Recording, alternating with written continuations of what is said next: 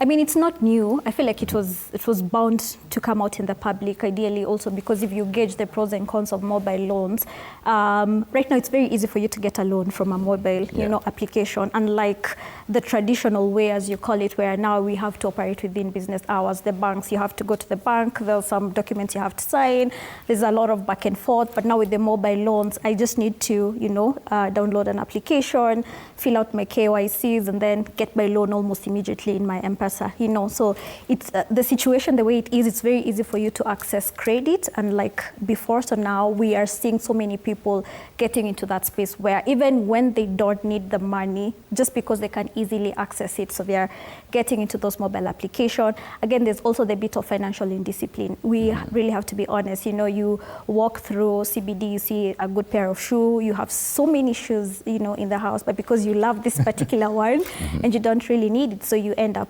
spending money that probably didn't have at the moment. So you quickly go into the mobile application, get out credit, buy the shoe, which you might not wear it, So again, there's also that ripple effect. And again, with the age bracket, the millennials, if we look at the money in the different seasons of life, in your 20s, before you get to your 30s, you're in the season of exploration. This is where you're trying out almost everything, And right now with the Gen Zs, we are free-spirited, I see, I like, I want, There's also the bit of quality over quantities. We're seeing so many people traveling.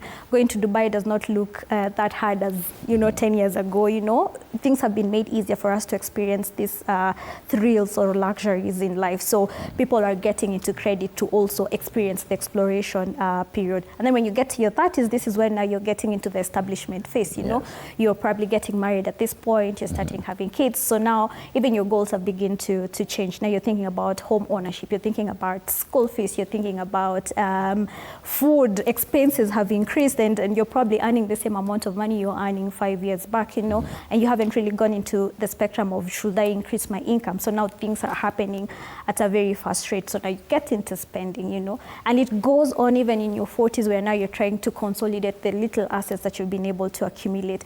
And you'll find now with the fear, I'm getting into the retirement age, I have not been able to do A, B, C, and D, but I can access a few coins here. So you go and access it just because you want to accomplish something, but you do not think about the repercussions or the consequences of this. And again, it goes back to the mindset, I see, I want, I get, but you don't look at the underlying factors. Right. Let's throw this question now to the Kenyans and